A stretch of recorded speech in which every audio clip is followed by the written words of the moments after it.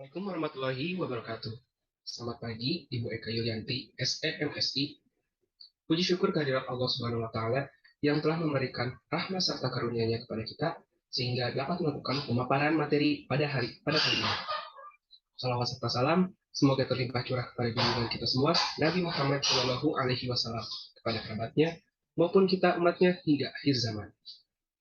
Perkembangan zaman tentunya mempengaruhi berbagai aspek kehidupan, tidak terkecuali pada perekonomian. Saat ini, investasi dapat kita lakukan dengan berbagai cara dan jenis. Mulai dari aset real seperti emas, tanah, atau bangunan, hingga aset finansial seperti saham, obligasi, deposito, dan lain-lain. Pada kesempatan kali ini, kelompok kami akan membahas mengenai mekanisme perdagangan reksadana serta jenis-jenis saham, return, dan risikonya. Namun sebelumnya, izinkan saya untuk memperkenalkan anggota dari kelompok 4. Yang pertama, ada Sri Ajeng Ruptawana dengan NIM 5111201352. Lalu ada Muhammad Dani Juanda dengan NIM belakang 353, Novianti Ratnasari 354, Salma Lutfiah Rahim 356, Iman Maulana 357, dan Sarah Siva Magali dengan NIM 358.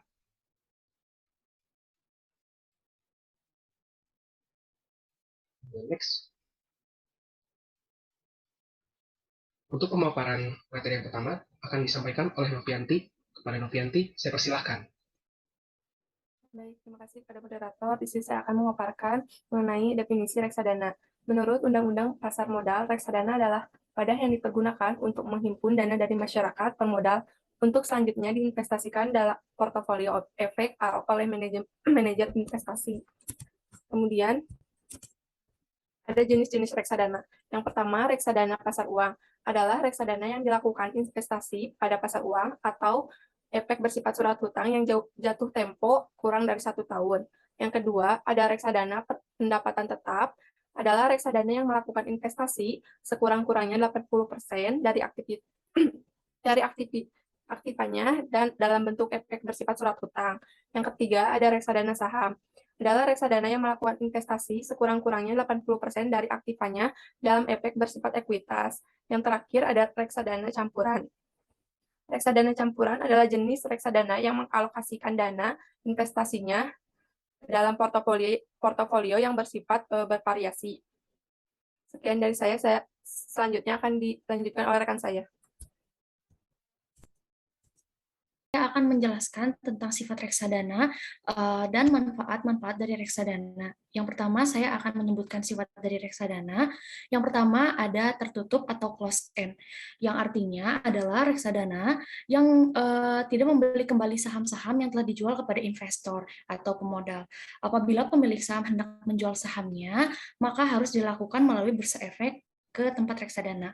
Lalu yang kedua ada terbuka atau open end, yaitu reksadana yang menawarkan dan membeli kembali saham-saham dari para pemodal sampai jumlah yang sudah dikeluarkan. Next.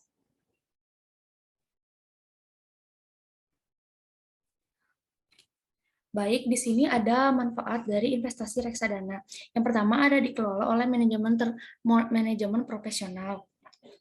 Dengan dikelolanya oleh manajemen profesional, membuat kita semakin yakin bahwa investasi yang kita tanamkan itu ditangani oleh ahli pada bidang tersebut. Lalu yang kedua ada diverifikasi investasi. Dengan adanya ini, karena investasi yang kita tanamkan itu berada di tempat berbeda dan meminimalisir kerugian.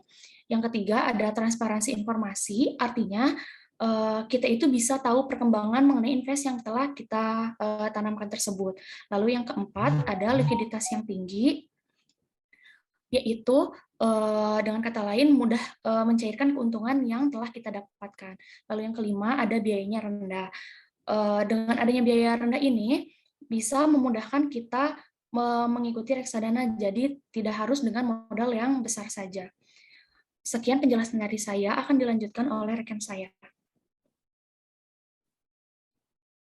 Baik, untuk materi tentang mekanisme kegiatan dari reksadana akan saya sampaikan sendiri. Untuk cara kerja reksadana yaitu para investor mengumpulkan dana dalam satu wadah investasi yang dikelola oleh manajer investasi sesuai dengan tujuan investasi itu sendiri. Lalu perusahaan investasi tersebut memiliki para profesional yang telah memenuhi kualifikasi dan pengalaman. Manajer investasi akan menginvestasikan dana dari berbagai macam investor ke dalam instrumen seperti obligasi, saham, dan pasar uang. Dikarenakan saham dan obligasi dapat naik turun dengan cepat, maka untuk meminimalisir hal tersebut, manajer investasi akan menginvestasikan pada beberapa saham. Kemudian setelah uang kita diinvestasikan di reksadana, kita akan diberi unit penyertaan yang mewakili uang kita yang telah diinvestasikan. Lalu itu disebut sebagai NAB atau nilai aktiva bersih reksadana.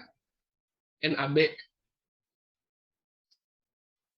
per unit adalah satu unit dari investasi kita. Unit penyertaan tersebut dapat mudah dicairkan untuk mendapatkan kembali uang yang telah kita investasikan. Lalu, jika kita ingin melihat nilai investasi kita, kita bisa melihat NAB di website tertentu atau surat kabar. Pada reksadana ini, kita bisa berinvestasi sekaligus ataupun berinvestasi sedikit demi sedikit melalui rencana investasi yang sistematis. Dengan begitu, reksadana sangat mudah diakses oleh siapapun. Jadi bagaimana kita melihat investasi kita berjalan dengan baik atau tidak? Yaitu setiap reksadana memiliki tolak ukur tetap untuk mengukur kinerja mereka. Dengan adanya benchmark, kita dapat mengetahui tinggi rendahnya return dan risiko pada reksadana. Reksadana dikatakan mendapat return tinggi apabila return di atas return benchmark, lalu sebaliknya. Dikatakan rendah apabila reksadana di bawah benchmark. Lalu setelah mengetahui itu, tugas investasi yang menganalisis pasar dan mengelola portofolio reksadana. Dilihat dari bagian yang ada, yang cukup berperan penting di sini adalah manajer investasi, karena berpengaruh terhadap investor, Bapepam, perantara perdagangan, pasar modal, pasar uang, hingga bank kustodian.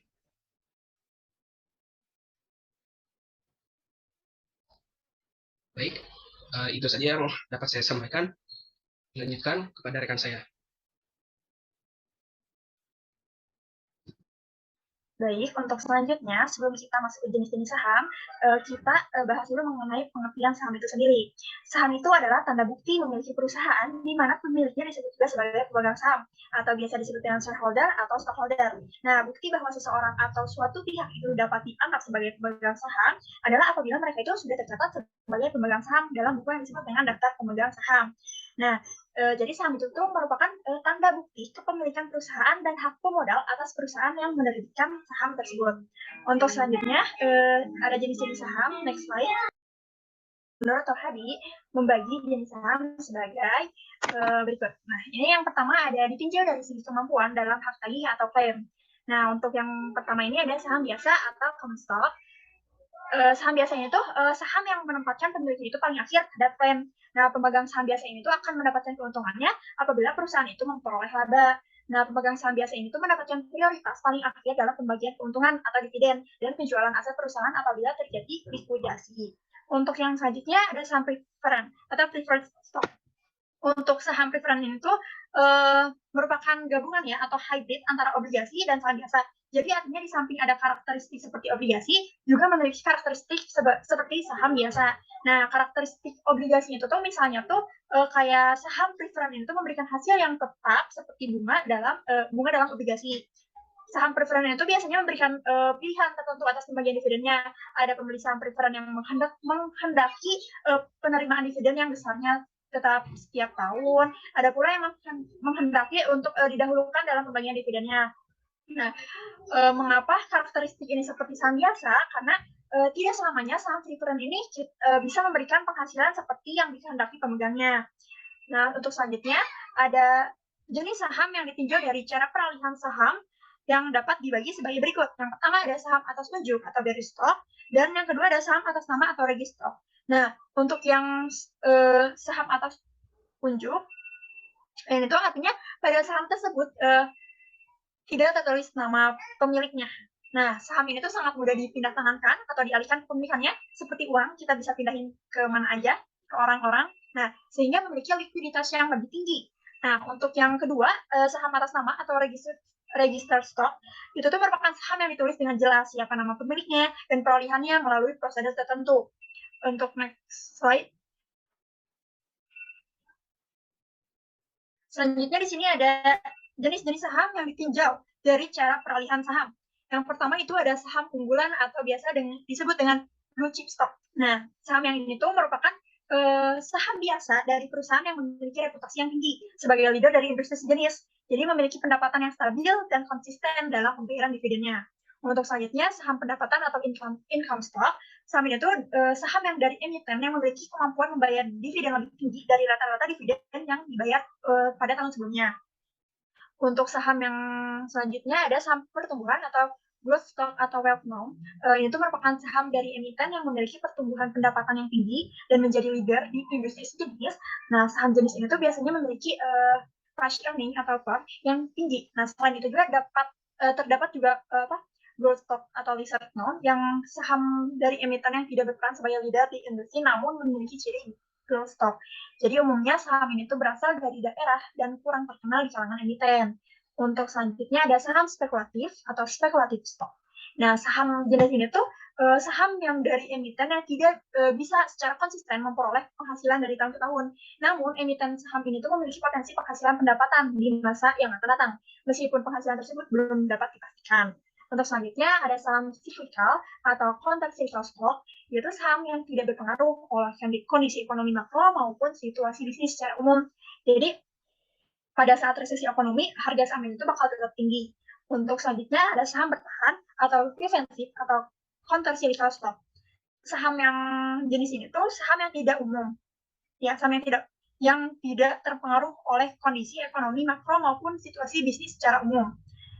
Jadi pada saat resesi ekonomi, harga saham itu akan bertahan tinggi dan mampu memberikan dividen tinggi. Jadi sebagai akibat kemampuan emitennya mendapatkan penghasilan yang tinggi pada kondisi resesi sekalipun. Mungkin sekian yang dapat saya sampaikan. Selanjutnya akan dilanjutkan oleh rekan saya.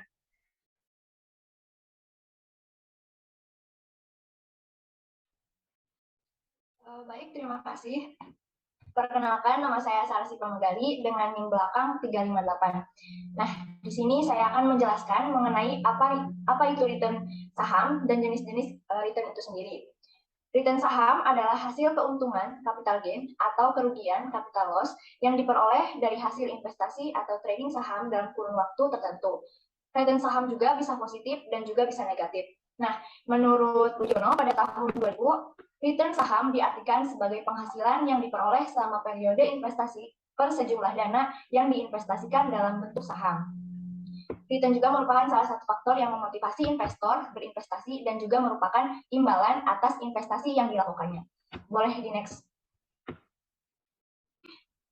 Di sini ada jenis-jenis return saham. Yang pertama ada return realisasi atau realis return, yang mana return yang telah terjadi atau return aktual yang dihitung berdasarkan data historis atau ex post data. Return historis ini berguna sebagai dasar penentuan return harapan, expected return, dan risiko di masa yang akan datang. Nah, jadi return realisasi ini yang telah terjadi dan perhitungannya menggunakan data histori perusahaan. Nah, untuk hasil peroleh dari investasi yang telah terjadi, return ini juga bisa dijadikan dasar penentuan return ekspektasi dan juga potensi risiko di masa yang akan datang. Nah, untuk jenis pengambilan pada investasi ini juga akan dihitung berdasarkan dengan data pengambilan historis.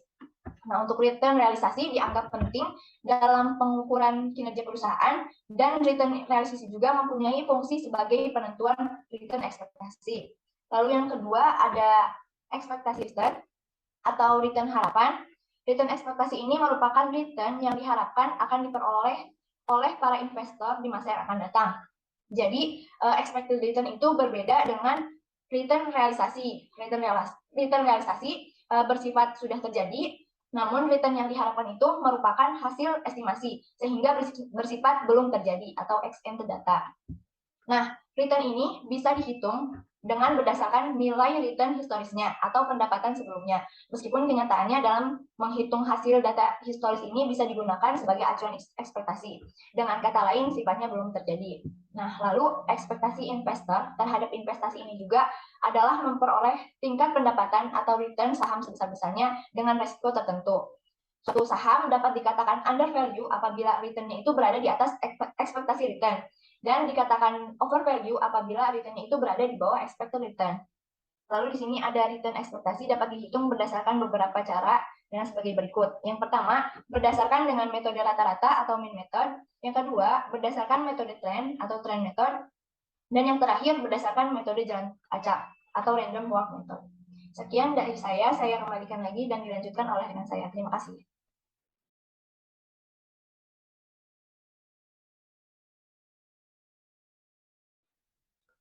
Baik, terima kasih. Untuk selanjutnya ada baik sebelumnya perkenalkan, nama saya Iman Maulana dengan NIM akhir 357.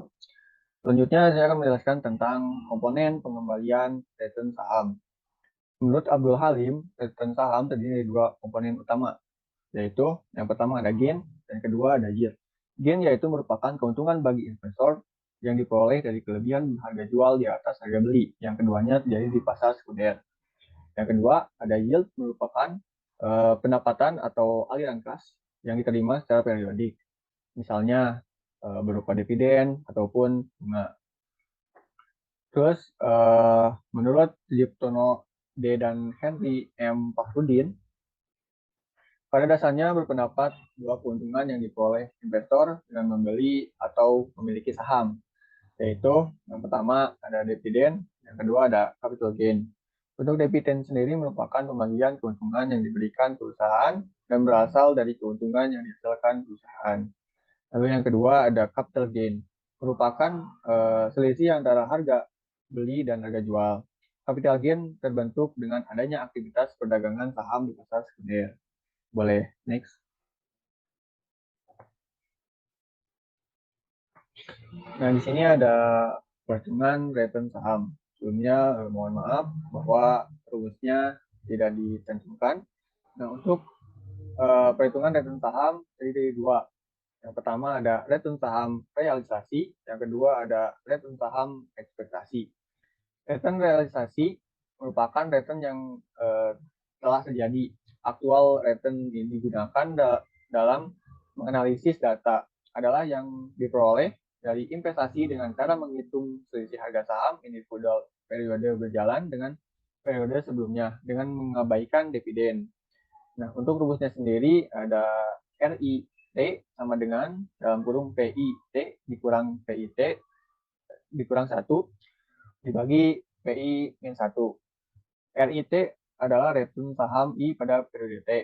Lalu ada PIT, harga saham I pada periode T. Lalu ada PIT min 1, harga saham pada I pada sehari sebelum periode T min 1.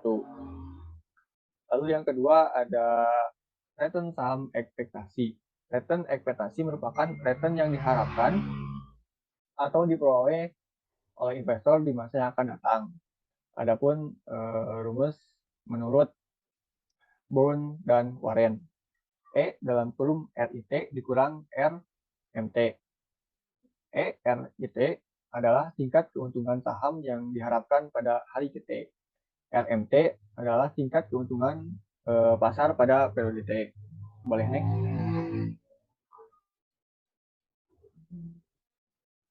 Nah, untuk selanjutnya ada faktor yang mempengaruhi return saham. Ada beberapa faktor yang dapat dipengaruhi return saham itu sendiri.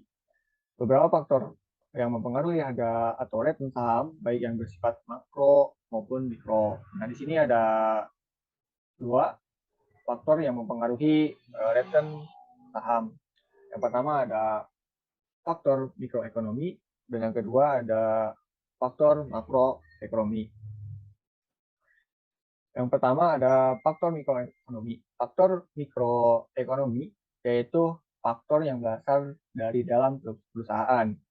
Informasi yang didapat dari kondisi internal perusahaan yang berupa informasi keuangan, informasi non-keuangan. Beberapa faktor yang mempengaruhi return saham yang dikutip dari Bramantio menyatakan terdapat dua macam analisis untuk menentukan return saham secara garis besar, yaitu informasi fundamental dan informasi teknikal. Informasi fundamental diperoleh dari internal perusahaan, meliputi dividen dan tingkat pertumbuhan penjualan perusahaan, karakteristik keuangan, ukuran perusahaan. Nah, sedangkan untuk informasi teknikal diperoleh di luar perusahaan seperti ekonomi, politik, dan finansial. Nah, untuk yang kedua ada faktor makroekonomi. Faktor yang berada di luar perusahaan. Nah, terbagi menjadi dua, ada faktor makroekonomi dan faktor makro non-ekonomi. Nah, untuk faktor ekonomi terdiri dari inflasi, suku bunga, kurs valuta asing, tingkat pertumbuhan ekonomi, harga bahan bakar minyak di pasar internasional, indeks harga saham regional.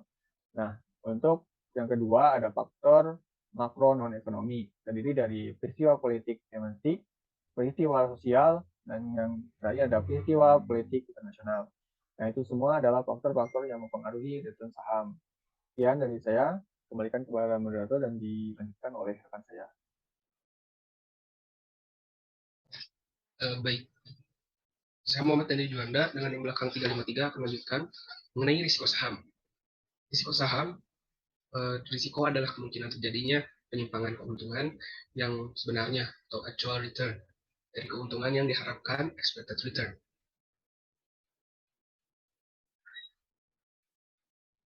Next. Nah, lalu terdapat beberapa sumber risiko yang mempengaruhi risiko investasi, yaitu risiko dari suku bunga, risiko pasar, risiko bisnis, risiko finansial, risiko likuiditas, risiko nilai tukar mata uang, serta risiko negara atau country risk. Baik, untuk selanjutnya akan dilanjutkan oleh rekan saya.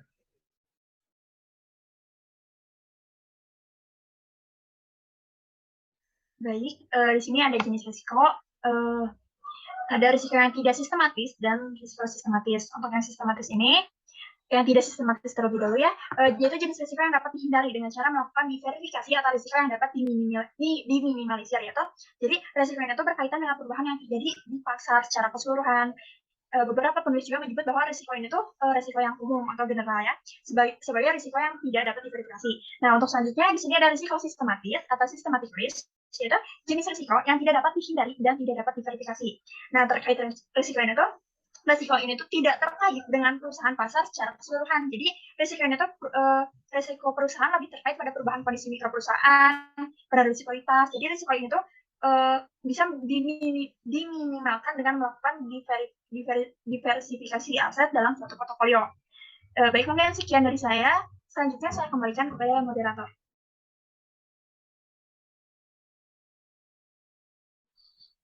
Baik, terima kasih atas pemaparan dari para anggota dari kelompok 4. Sekian presentasi atau pemaparan materi yang dapat kami sampaikan. Kurang lebihnya mohon maaf. Dengan pembahasan yang telah kita bahas mengenai reksadana maupun saham beserta hal-hal yang lainnya. Lalu semoga kami mendapatkan feedback dari Ibu selaku dosen dari manajemen investasi dan portofolio agar kami dapat berkembang lagi dalam melakukan sebuah pemaparan materi. Baik, sekian. Terima kasih kembali. Assalamualaikum warahmatullahi wabarakatuh.